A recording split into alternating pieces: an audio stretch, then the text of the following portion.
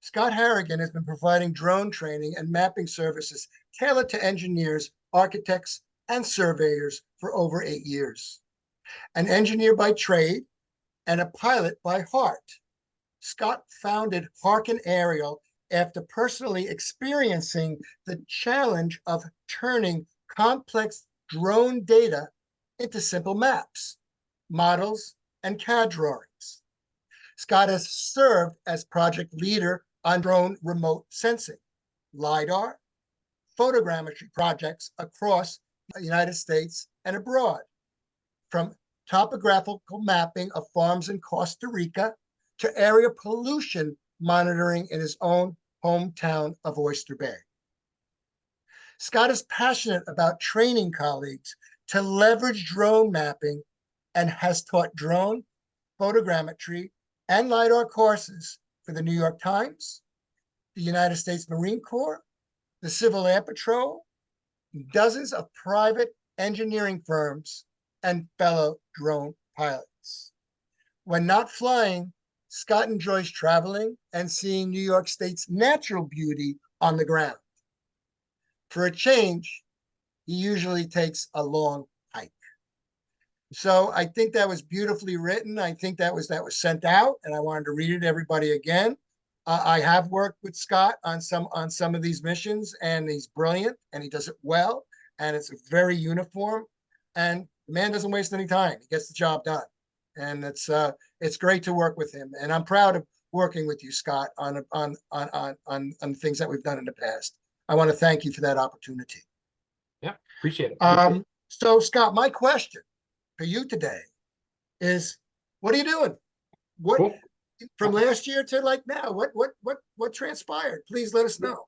Yeah. So I'm doing most of what I'm refocusing on is training for this kind of stuff, for drone mapping and all that. I've been doing drone mapping services for quite some time, and I still do drone mapping services. And what I've found, and what we'll get into a little bit more, is drone mapping is starting to move from like this niche thing that only a few people kind of knew how to do and all that, to being way more widely used. So my whole goal here, let me share my screen at this point. Hopefully you can see PowerPoint there. That show up for everybody? Yep. Cool. Yeah. So my goal is to show for, broad audience here, because we all come from different, many different backgrounds. I want to go over basically everything you wanted to know about drone mapping, but we're afraid to ask. Or maybe you didn't even think about asking this, but this is what I've been doing for quite some time. And it's been really exciting because, again, we're seeing it go from like the small, only this and, this kind of industry and that industry uses drone mapping, to a whole bunch of industries use drone mapping. I worked for a stint last couple months, actually. I also had a software company called Virtual Surveyor, where I got to talk to even more engineers and more surveyors. And you'll see here just like the impact of drone mapping is, to me, like almost a sleeping giant that, while it does get some advertising, it's amazing how few people really know about it or hear about it or actually know just how much like money it's making and how much impact it actually has on several industries. So with that, let's jump into it. You already heard plenty about me, so I'll keep this really short. I got into all of this really through two ways. One, my passion has always been aviation, my first love. I always wanted to grow up to be a pilot.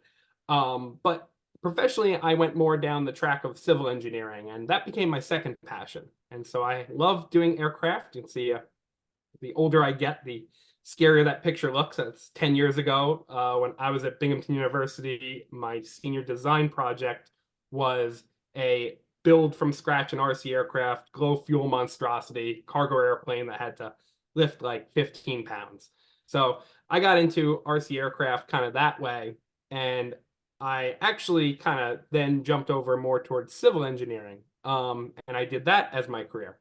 And I kind of sat in the wings saying, man, I loved RC aircraft, I love aviation, but, I'm a civil engineer by trade. These two things are really never going to run into each other. And then I started operating my first drone, right? And once I realized, okay, not only can you take photos and video with drones, but you can actually create sites to map things out, that's where, you know, the dots started connecting.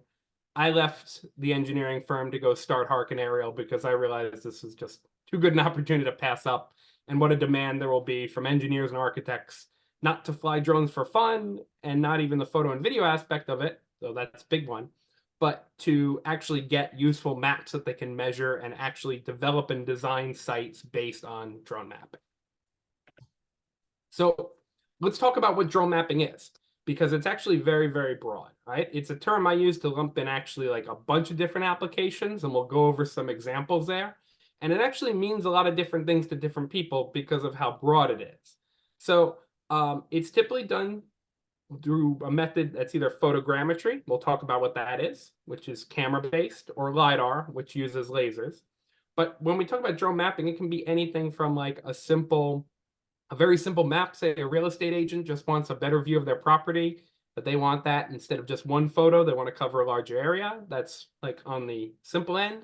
And it goes all the way up to major surveys for landfills, for new site developments, you know, high accuracy surveys that engineers and surveyors use to actually design new projects or update existing ones.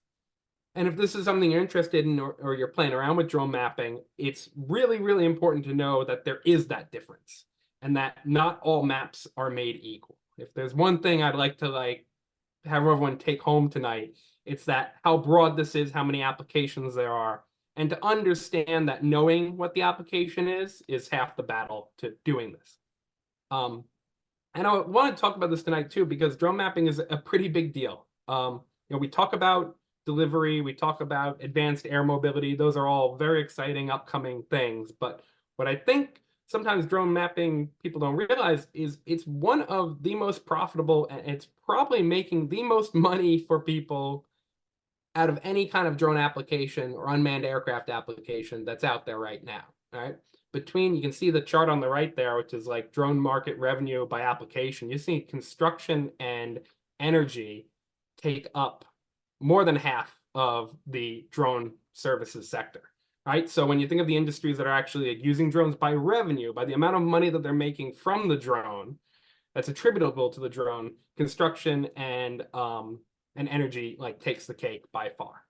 And that mapping and surveying is, you know, the #1 drone application method within those industries. So it's a very, very big deal. And so I've talked to thousands of surveyors who are like quietly using drones every single day in their work to get their job done, which is always really exciting to hear because it means that it's working, right? It's an application that actually has a lot going on. And to give you some examples, though, of how broad it is and who's using this, I like to show these pictures here, and we can focus in on a couple of them. Just give you some like ideas of who even uses this and why. So, for example, real estate agents use drones to map and do 3D virtual tours, especially these days. You know, it's more than photos and videos sometimes. You have realtors who want to gain a little bit more of an edge, or, you know, make their, you know, their real estate listings a little more interactive. So they'll actually go and hire a drone pilot, or they themselves will go out and fly the drone and make a map or a 3D model of the property. Utility and telecom is a big one, and at some point we'll definitely get Peter from NIPA in here to talk all about this because he can speak to this much more than I can. But I can give you one example here. Telecom operators, especially for cell towers, use drone mapping all the time. What you're looking at here is actually a 3D model of the cell tower made from the drone map. And they use it for tracking inventory, so to count how many antenna are on the structure.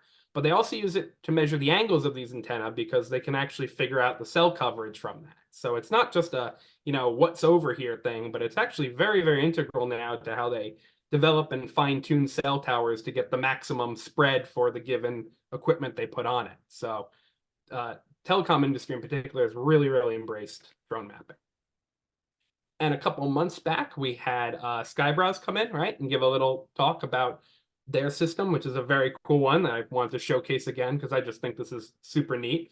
And their system is really focused on law enforcement and public safety, right? So when an accident happens at a crime scene, forensic investigation is very important. Usually law enforcement is the first one on the scene.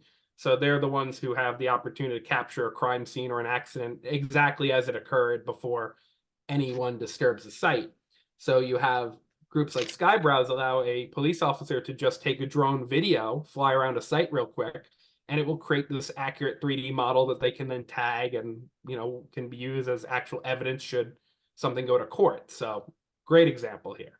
And this was done usually on the ground with laser scanners in the past for law enforcement. Like law enforcement has done 3D documentation for decades, but now the drone really just takes it to a whole different level. And then the one that's near and dear to my heart, right? Architecture, engineering, and surveying. So lots of stuff with drone mapping in this one. I think this is probably the most varied of all of them, and that there's so many use cases for this. So just give you a couple examples. Title surveys. So when property changes hands and a surveyor needs to go in and provide a survey for the land title, which is tied to how much the property will sell for, they'll use a drone to make the base map there. Topographic maps, which you'll see we'll go into, so like contours and elevation of different areas. Those are all mapped often by drone these days. And construction progress. So a site is being developed, say like a residential subdivision. As trucks come in and move earthwork, like soil in and out of it, drones help calculate how much earthwork was moved. So very important. It's a big cost tracking thing for them. So lots of applications here. I could go on and on, but I want to show you a little more about the actual way we make these maps and what to think about drone mapping. So John may recognize this one. Actually, this is also the back of my background here. I use this one as a great example to say not all maps are made equal. Again, if it's one thing I want you to take home tonight, it's that mapping is broad and there are very different applications. And the trick is to kind of not confuse the two sometimes. So this is a map I made. And while I'm very proud of this map, I'll give you a quick background of why we made this map. So this was part of a pollution detection program in Oyster Bay to identify what we call illicit discharges, which are basically like wastewater discharges that shouldn't be there that contribute to pollution in our waters. And this was actually mostly done with a thermal camera flying a drone to capture sources of heat for that. What this map does is if we look at things on a thermal camera and we look at spots that look like they may be a pollution issue, we then map the site afterwards and we use the visual map here to confirm whether or not there's actually an issue, right? It's just like another layer of information we have. And the key with this map is it is a visual reference, right? It's a nice up-to-date aerial of the site. But a big thing is that this map has no accuracy.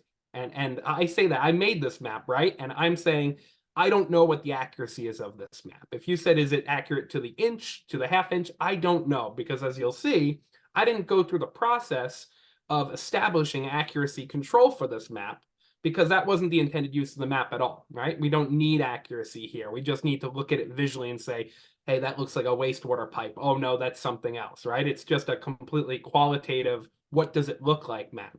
If you were then to take this map, for example, and draw on top of it to redesign this parking lot that you're looking at by the beach, it would be a terrible map for that. I'd get fired if I submitted that map to a surveyor to then do a survey, because there's no accuracy associated with it. So just because you made a map doesn't mean you can now use it for 10 different things. It's important to know what is the intent of the project before you go out and you map it. That's maybe the number one thing I ask every single client that comes by. What are you actually trying to accomplish? And then from there, we decide what the right application is. So to jump into that a little more, let me show you like an easy map, a simple map, so to speak here. I didn't fly this. This was a client of mine that found me and reached out to me. This is a 150-acre map of Schreiner University in Texas. I've never been there, but it seemed like a pretty cool place. And the ending goal of this was a nice picture. I got hooked up with a drone pilot who had talked to the administrative offices of this university, and they wanted a nice aerial map to hang up in the office. That's all this was, just to put on the wall, and have a nice aerial view of their property, which I thought was great. So it needs to look nice, but it doesn't need any accuracy, right? They're not going to then look at this and measure the distance between, the baseball field and the campus parking lot. That's not the intended use of it. So it was a big map, but we didn't need any accuracy. We didn't do any control. We didn't do any of this stuff. So this cost about $300 for the pilot to fly it. It took maybe an hour or so of his time to get it out there. And, he mapped at a nice high altitude because it didn't need to be very detailed. And we charged about $300 to process it, because it's just about stitching the photos together, color correcting, really straightforward, and 150 acres. So very, very affordable, but this is the use case for it, right? Now let's look at a not so simple map. And my point here is it's not just about acreage either, because I see people charging or estimating by the acre, and I find that's the wrong way to go about it. This was 25 acres, right? Way, way, way smaller here. But this is an entirely different map. This map is to provide contours and elevations for an environmental engineering firm. And I'll explain in a moment like what that is and why that's important. But we have accuracy requirements on this map. The long story short is we have to be tighter than 0.3 feet in the vertical. So like if you're measuring a height from this map, you need to be within 1/3 of a foot. And we need to be within 1/10 of a foot horizontal. That's what the client specified. That's what they need to produce what you'll see in a moment, what they end up creating from that. And to do that, we need to do a lot more work, and we have to do a lot more both on the flying, the processing, and all of that to meet that accuracy. So this was about $3 grand when we did it all said and done to fly it, set control, process it, do some CAD work. And this is only 25 acres. So, you know, you have a 150-acre property that was done for $600. You have a 25-acre property that was done for 3,000. Almost order of magnitude difference. And that is where not all maps are created equal, right? It's not about the acreage. It's not about, not even about necessarily what drone you're using. It's about what is the end goal of it, and what are you actually doing with it. And it takes a lot more work to make a map like this than it does for the 150-acre map. And this is what they were doing with it. We take this map and we actually build it out in 3D. And from this, we get these contours. And what these contours give us is they give us two things. One, they tell us the amount of material that's on this site. So if I just jump back real quick, this is a solid waste site. So what this is this is where compost and sand and gravel is stored. New York State requires that that an engineer go in and measure how much stuff is here for a permit, an environmental permit. Because the idea is when it rains and water gets on all of this stuff, it collects pretty nasty chemicals that if that then goes into the stormwater drains, not good for the environment. So New York State makes you map out these sites, figure out exactly how much material they have. And not only do they need to know how much material they have, so the volume of these stockpiles, they also need to know which way the whole site is sloped, so that when it rains, where is this water going? And that's pretty important. If we jump to the next section here, this is what my client does here. There's an environmental engineering firm, and they create these drawings, these permit drawings. And what it does is it shows every single pile on the site, the volume of material that goes to DEC. And then also you see these little black arrows show from those contours we made which way the stormwater is going to go.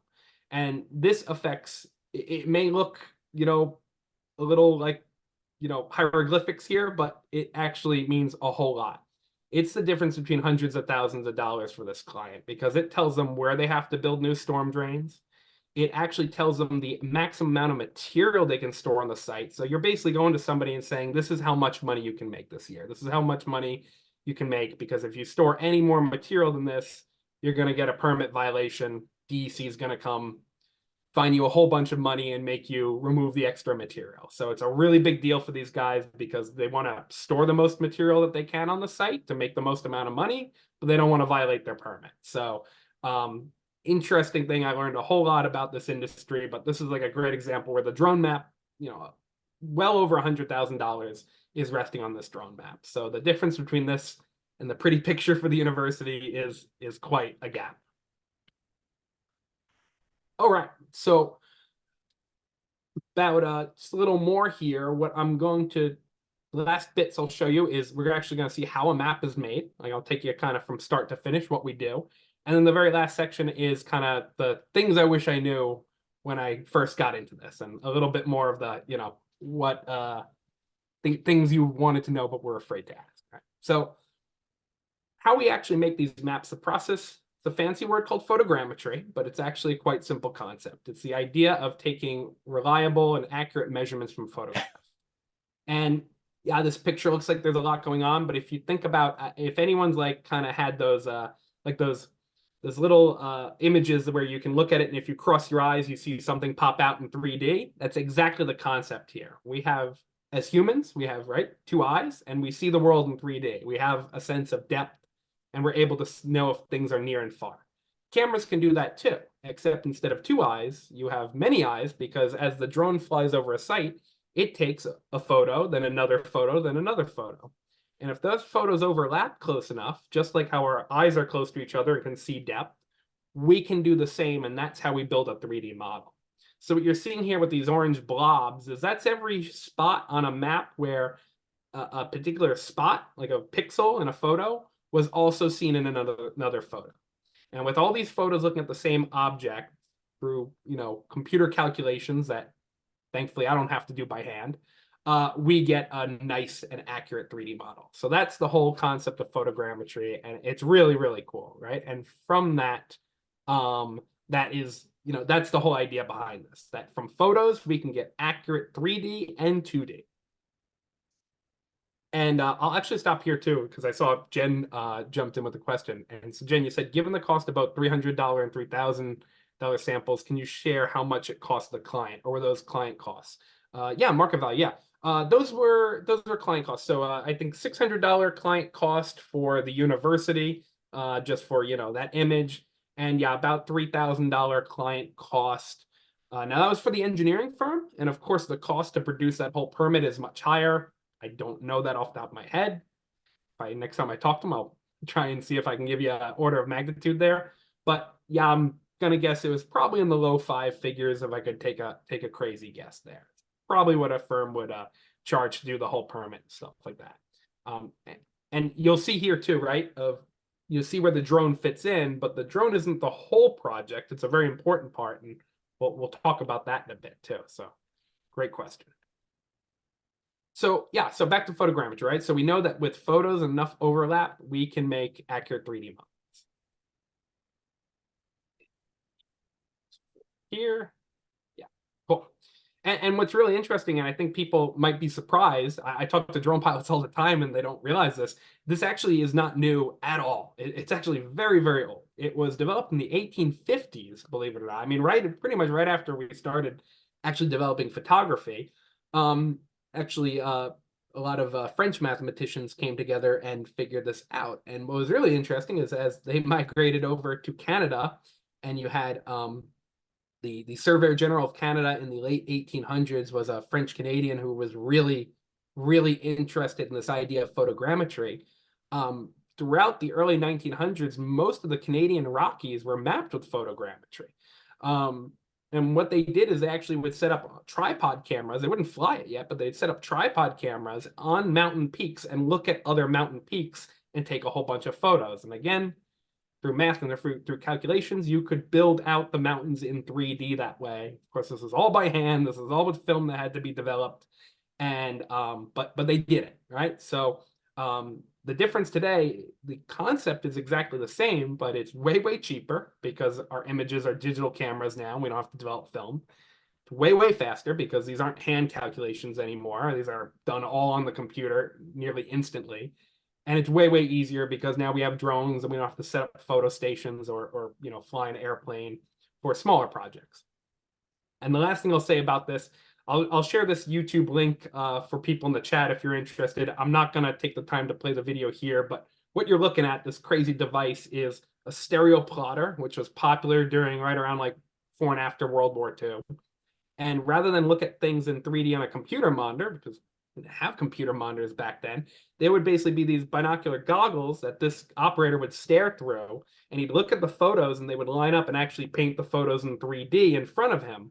And then he would turn these series of cranks and wheels to actually move a little like target reticle in 3D, and he would start drawing. And it would actually, on paper, to the right of him is a table that would automatically draw out the contour lines on a map. Really, really cool video. Cool to see how they did it. And this is in the 1960s in England. And actually, what they did is they repurposed World War II bombers because the bombers had equipment to look down at a target. They just ripped out all that and put in a photography camera. And they repurposed all these bombers as aerial mapping machines. And that's how many of England's motorways and cities were developed with these kind of maps. So really, really cool bit of history there. So, but how's this actually made, right? So that's how they used to do it. Now, way, way, way simpler, right? It's basically a couple of steps here, right? The first step is a flight plan. So, like just like I'm sure as Jonathan had mentioned, taking good images, right, and taking good drone data is all about proper planning, right? Starting with actually planning this out is really how this works. To make a good map, you have to take good photos. So having an understanding of drone aerial photography actually helps a ton here. This is what you see on the right here on the screen is a flight planner. So what we do is we draw out on a little polygon shape of the area we want to fly. And then we can input different settings to have the drone automatically fly a mapping mission for us. It basically goes like a zigzag across the sky in like a lawnmower pattern there.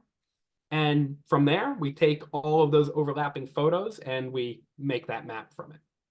So having a good eye for photography goes a long way, because if you need quality photos to make a quality map. And I won't go into this too much for tonight, but there are certain things that we can adjust here that get us that can affect the way the map comes out, and that's the drone's altitude, so the height at which we map, the speed of the drone, how fast it goes as it takes photos, and the forward overlap and the side overlap. So the forward overlap is how many photos a drone takes as it's going down like one of these lines, say down the football field, so to speak. And the side overlap is how many flight lines we have. So how close the photos are together side by side.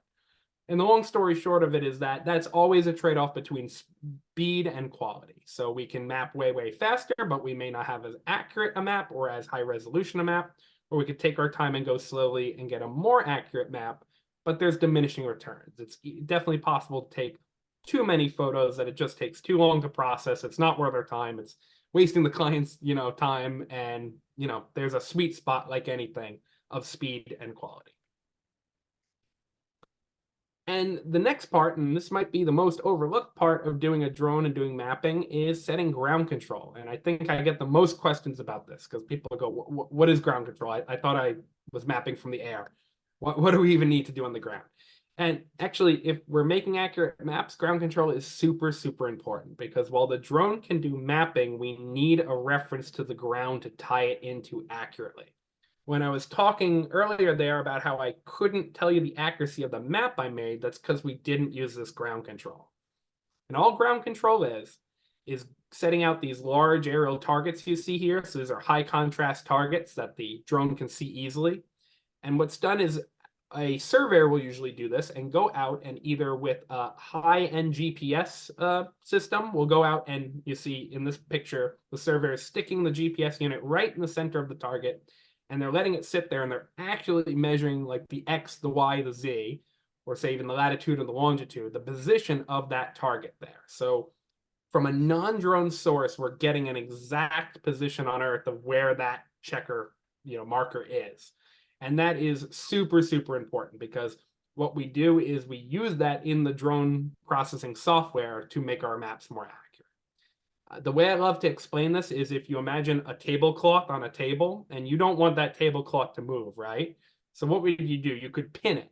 And if you imagine the map as a tablecloth sitting on the Earth, and each one of these markers is a pin, if you imagine if you put just one pin in the center of a tablecloth, you could still move it, right? Because you could it would be pinned in the middle, but everything else could move. And if you pinned all four corners of a tablecloth, you could still give it some play, and the middle could move as well.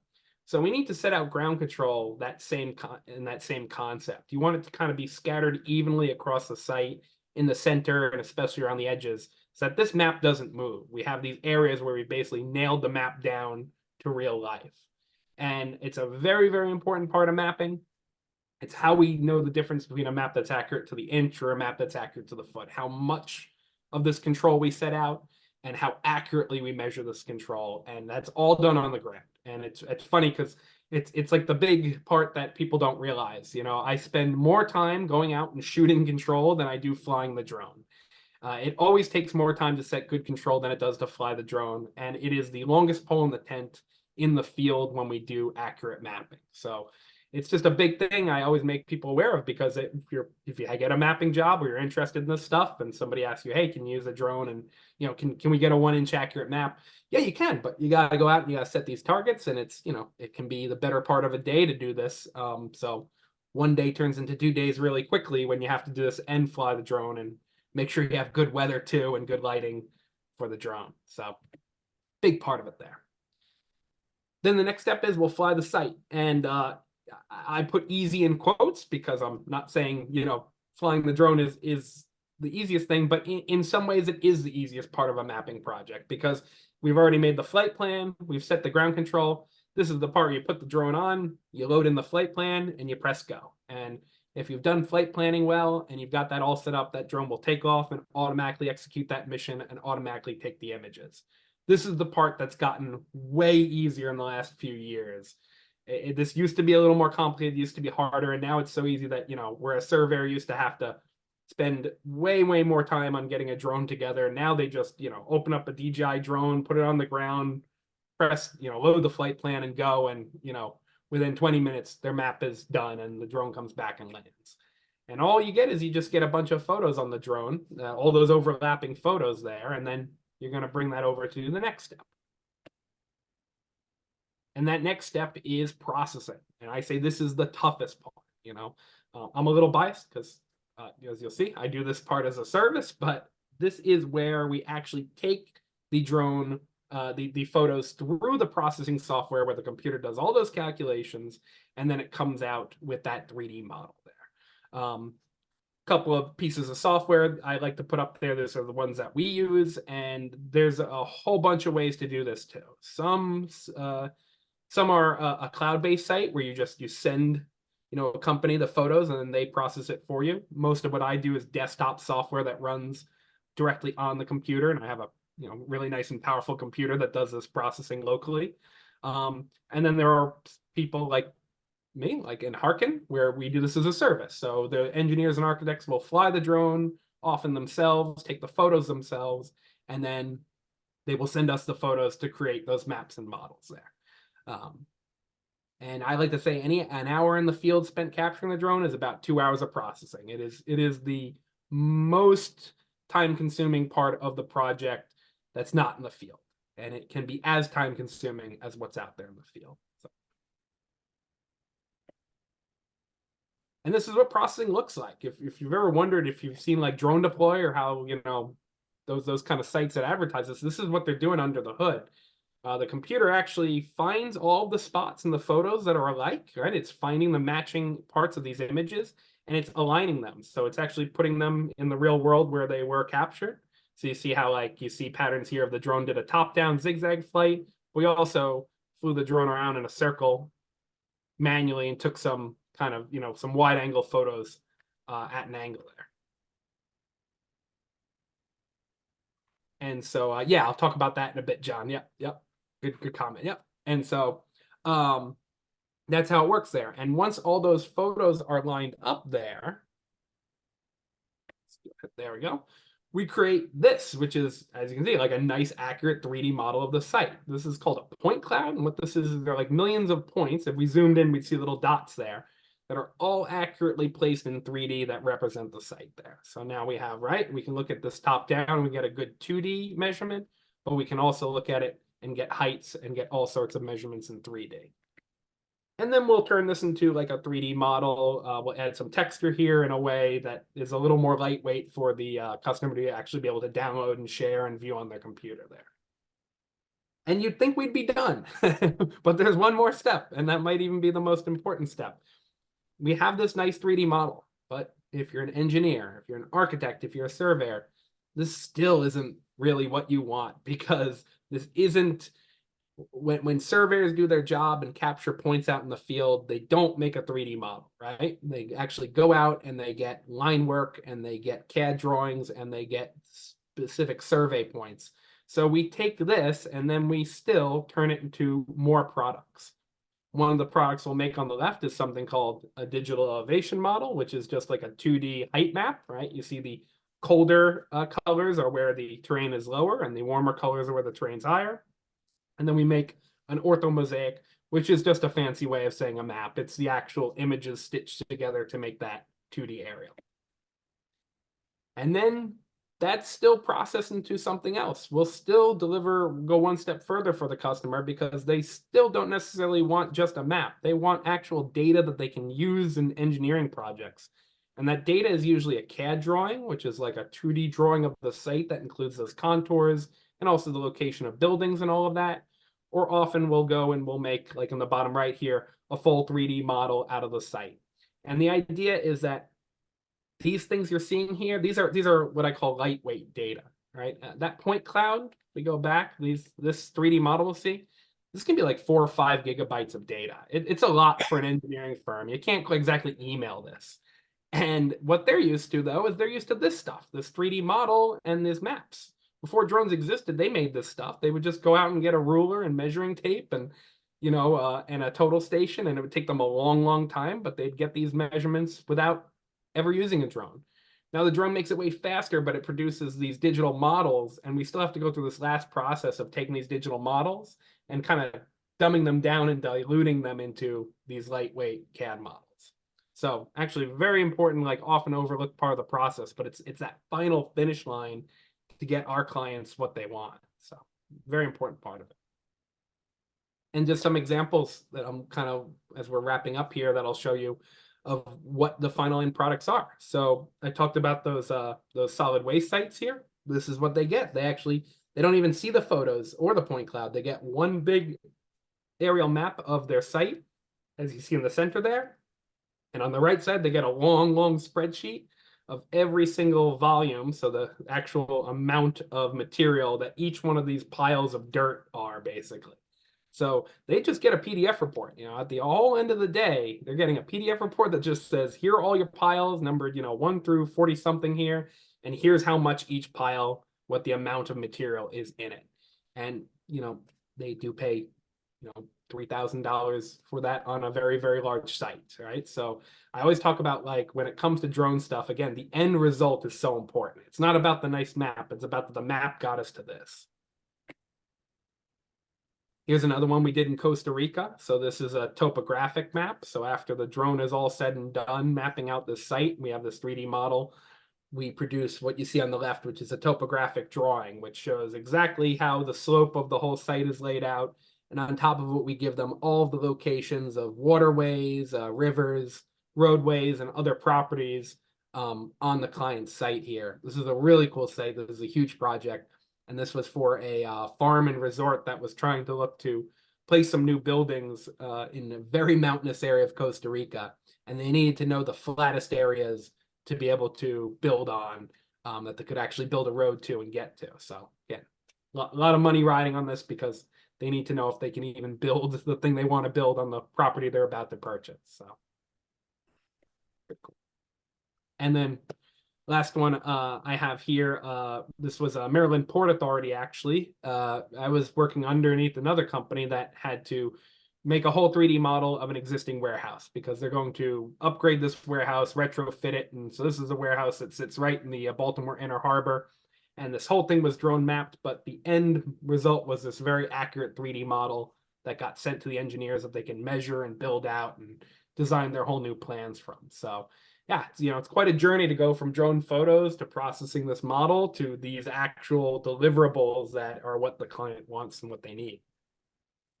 So last section here, before I jump through, any questions about like how the map is made or that kind of stuff there? Got just a little more left, but Yeah, Scott, I got a question. sure. You talked about arrow points. You showed a drone with RTK, okay? Mhm. And could you explain that technology a little bit? And my question really is it better to use on the ground arrow points or can we get away with RTK? Yeah, it's a really good question. Yeah. So what I'll explain real quick, just so everyone understands, is there are 2 ways to make these maps accurate. The first way is on the ground, which is what you saw in that picture of the actual, where the targets were laid out and measured. That is always required. I'll say there, that basically the groundwork is always needed. Now, what has come out is something called RTK, drones that are RTK capable. And the long story short of those is there is, say this picture of a drone, for example, it's not shown here, but in the center of the drone at the top will be a high-end GPS antenna that when the drone takes the images, those image locations are already very accurate. So this is, I will say, I blame DJI for this a little. I've heard a lot of people say if you have RTK GPS on the drone, you don't need to go out and set that ground control. You're like, you've got a more accurate drone. It takes very accurate photos. You don't need to go out and set that control.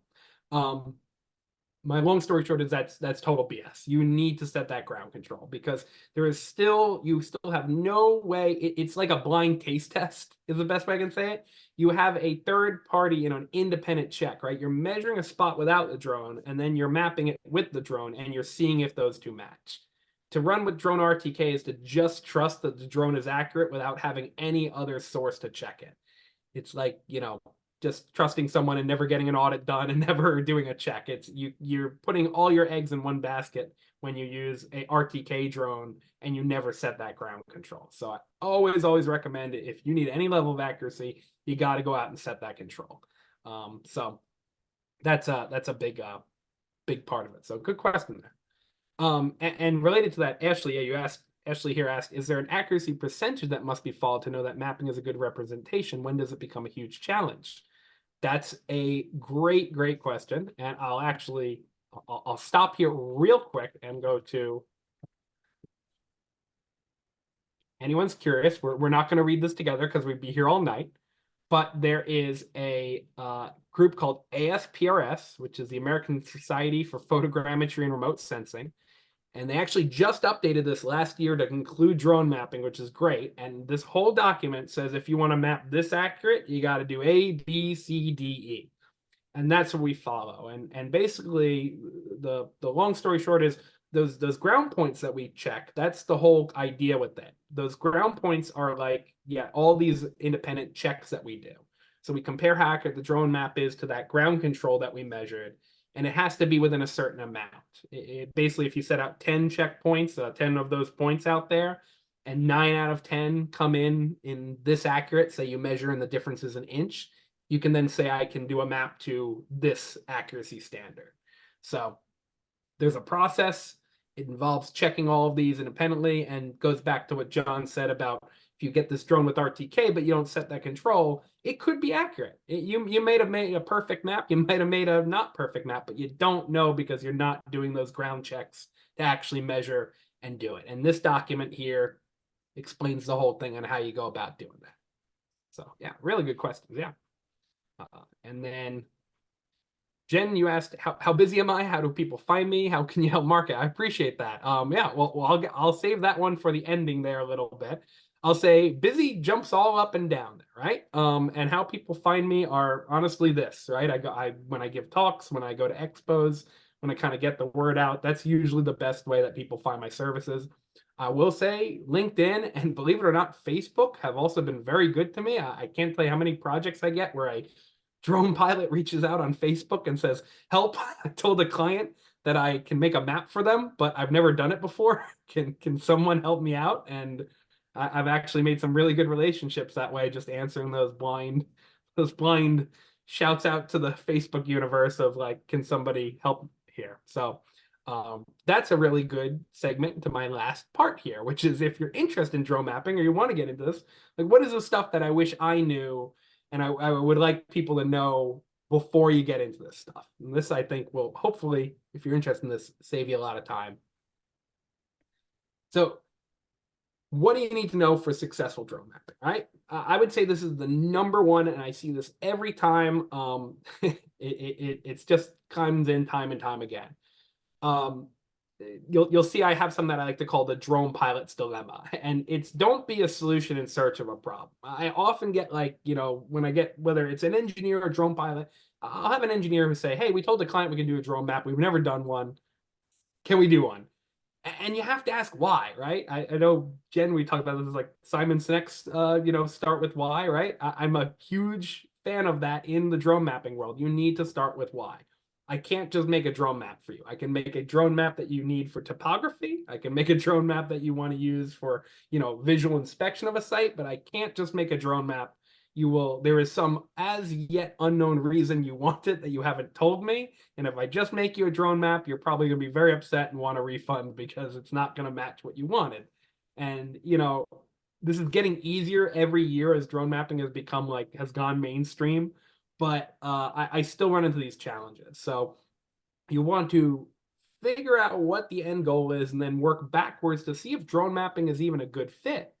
And this is like sometimes it shocks people, but I'd say about 60% of my projects were either using a drone in combination with another tool. So that GPS unit you saw that measures the control, or a ground laser scanner, or will in combination with a helicopter to do a larger area there. That Costa Rica project was actually done about 50% drone, but then 50% there were areas we could not access from the drone. We couldn't maintain line of sight. And that was about 300 acres that had to get covered. So a lot of that was done with a helicopter, actually, that did mapping there. So, I like to say I'm an aerial mapping company. I'm not necessarily just a drone mapping company. Yeah, and Ashley said it's about reverse engineering. Right, exactly. Yeah. And it's even a little psychology, I will say, because it's just like about having the client say, okay, what do you want? Tell me what you're actually looking to get out of this.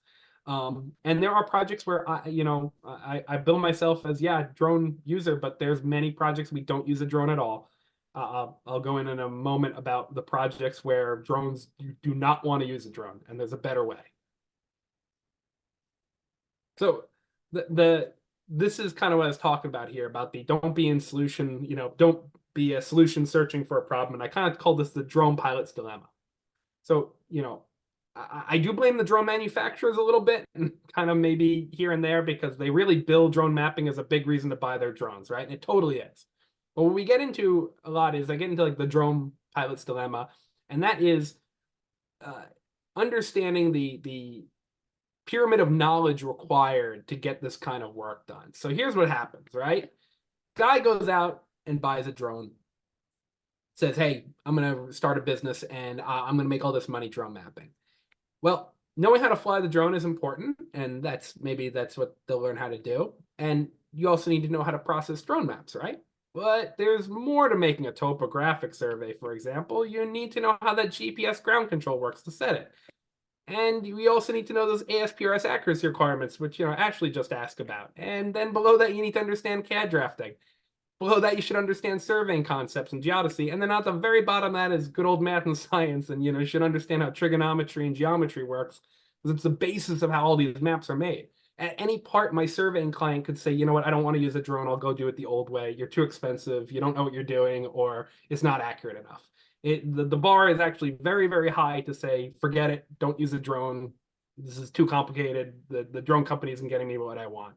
And this is the problem, right? If you're learning your knowledge that way, the pyramid falls over because you're not building the knowledge in the proper order.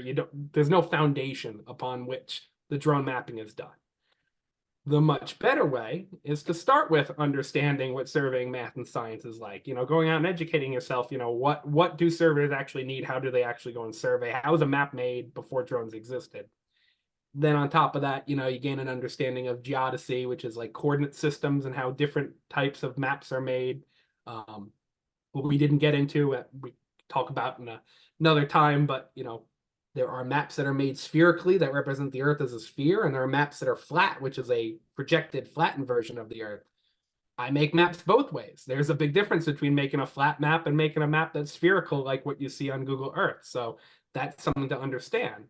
And then on top of that, CAD drafting is the way these engineers make it. So you see, if you start with the why, if you start with, okay, I want to get a topo survey done, I should see topo surveying fundamentals. And then at the very tippy top of that whole pyramid is actually learning how to fly the drone and how to make a drone map. And so that is a big thing we run into. And I'm not saying that as a drone pilot, you have to go out and learn everything about it being a surveyor. What I'm basically saying is if you don't have that knowledge, you should partner with a firm that does. And we'll talk about that in a moment. It's about having this whole capability between what you do and what your client does and all this stuff. I won't spend too much time on this, but I just want to show like these are having that knowledge, right, gets you this chart of knowing this stuff. But I've been doing this for quite some time, and we get calls all the time, and I get a lot of other drone pilots who are like, oh, come on, we can make a lot of money together. I want to do the subsurface drone mapping project. And I just go, nope, I won't do it because I've been down this road and it's not doable. There are projects where a drone just doesn't make sense. I'll give you just, rather than go through this whole chart, I'll give you one good example that I get all the time. Boundary surveys. So I get a lot of clients who come and they say, hey, I want a drone map. And they say, I go, okay, we do the whole talk. I ask them what are your hopes and dreams? What do you want to get out of the drone map here? And they say, well, I really need to know my property boundaries. And that's an immediate, like, in my mind, I like this little alarm bell goes off in my head. That's just like not a drone project.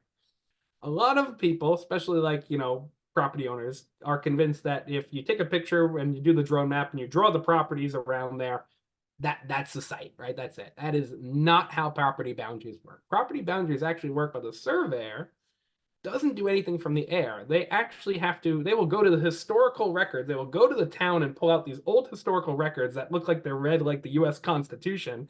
And it says, 5 paces from, Mr. Smith's property, henceforth 20 degrees from this tree, blah, blah, blah, is the delineation of their property.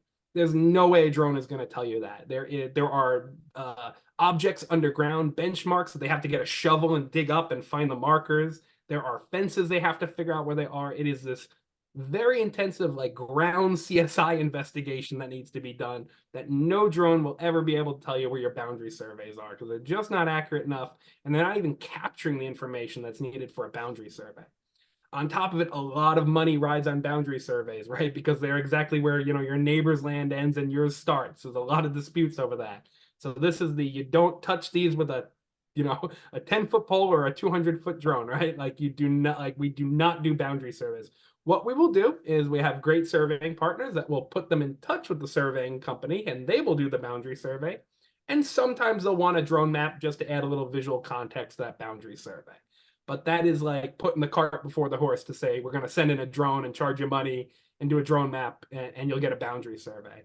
And that's kind of how most of these projects here, the good and bad ones, work. There's just some things a drone isn't good at. Subsurface is another one. I've been a million times, I've asked people, can I use a drone with like X-ray to find underground utilities and radar and all this? And it just, the drone really isn't designed for that. So there's lots of projects I'm like, not a good drone project, but there's another method, and I'll be the first to say don't use a drone. And on that same note of like not biting off more than you can chew, one of the biggest things I tell people is just like start small and work your way up. If you're interested in this stuff, these are the entry-level drones I recommend for mapping. Some of these are a little pricier. I will say the Phantom 4 Pro is DJI's like, tried and true drone. There's a great used market for those. Those are always the ones I recommend for people. If you can find one on eBay, pick one up. They're amazing mapping drones, and they really, really produce high quality maps there. I know tons of surveyors who do this every day, and they still use their Phantom 4 from like 5 years ago at this point, and they make perfectly good maps with it. Mavic 3 Enterprise is becoming really the go-to for surveyors and people to do maps. That runs a few $1,000s though. It's a little more expensive, but it is the absolute state of the art, and it's still the best bang for your buck for professional, like, survey grade drone mapping. When we talk about RTK, by the way, if you see that little hat on top of the drone, that is an RTK antenna. So that collects very accurate GPS information that positions the drone within centimeters, so that when it takes a photo, that photo's accuracy, or that photo's location, to within centimeters. So that's what I recommend for the drones. If you're interested in trying processing or just seeing how that works, there's a software called WebODM. It is free. When I say free, I think it's like $60 to get the actual installer license, but other than that, you don't pay any money. It is open source. It is very, very affordable. I won't say it's the easiest, the most user-friendly software out there, but it's a nice one to kind of learn the fundamentals. And of course, you can always reach out to me too. I'm happy to share what we use and all of that. But my number one rule here too is, right, do not buy fancy drone mapping gear. Whether your company wants to get into drone mapping or you want to try it on the side, like, do not overspend on the gear until you already have the concept worked out, right? It is the person behind the drone, not the drone, that makes the maps. And just, I've seen so many companies spend all this money on like a big LiDAR setup, and they've lost a ton of money on the project because they bought something and they didn't know how to use it. So. And then my last one here for successful drone mapping: partner. Yeah, if you're not a surveyor and you saw how much needs to go into these drone mappings, reach out to a surveyor, right? I see so many successful drone expert surveyor partnerships because the surveyors don't want to learn the new technology with the drone, and the drone pilot is not a surveyor, but they work perfectly hand in hand because they, if they work together and they learn together, the drone pilot can go out and map and collect the data, and the surveyor will work out how to make those maps and stuff. And when you develop that relationship, now it's like you both know what you need and want from each other to get these projects done. And don't try to be a surveyor if you're not one. There's a court case going on right now that still hasn't been resolved, and a drone mapping company, like a drone pilot, was going out and making a lot of these maps I was showing you, and he wasn't getting a surveyor involved. And the Carolina Board of Surveyors went out and sent him a cease and desist and said, you're illegally surveying. So, this guy's defense was, hey, I have my drone pilot license and it's a free country. I'm allowed to make maps and all that. And I'm curious to see how this one pans out. To be honest, my guess is it's probably not going to pan out in his favor because, this drone pilot is saying, hey, it's I'm exercising my free speech to take maps, but it's not about the acquiring of the maps that they're cease and desisting. It's that he is then presenting a certain accuracy to these maps and then selling them to clients. And in North Carolina, that is the definition of land surveying. This differs by each state, by the way. Some states are really pain in the butt about it. New York is a little more in the pain in the butt, but it's not spelled out as black and white as North Carolina is. In general, we work with a licensed surveyor whenever we can because it's just a lot easier to work with them and know that we're covered than it is to go out and say, hey, we can do A, B, C, D. So depending on the state you're working in, you might legally have to work with an engineer or surveyor. Only they can stamp and approve plans that are made based on maps. Again, it totally depends on the application though, right? A basic visual map like I showed for real estate, shouldn't fall under that. But again, some states differ, but that's kind of the idea here. So yes, something to keep mindful of. And then educate yourself, right? And this is where I'm going to do my shameless plug, right? I offer classes on this stuff. If you're not interested in taking a class, just reach out to me. I'm still happy to help out and give you my 2 cents on how we do this. I offer a drone mapping 101 class, and I'll share with AUVSI as we go. I'm going to put some dates together and do some in-person classes as well on like drone mapping 101 and actually go out in the field and fly a drone and learn how to do this mapping stuff. So, if it's something you're interested in, getting trained is a long way to make you more successful because then you actually know what you're getting into. And like we've been saying as a theme, good maps come from professionals, not good drones. Sorry, was that is a question there? Okay, that was great, Scott. Thank you so much. Yep. I do see Lady has a question here. Does one need an engineering background for drone mapping? Gotcha. Yeah.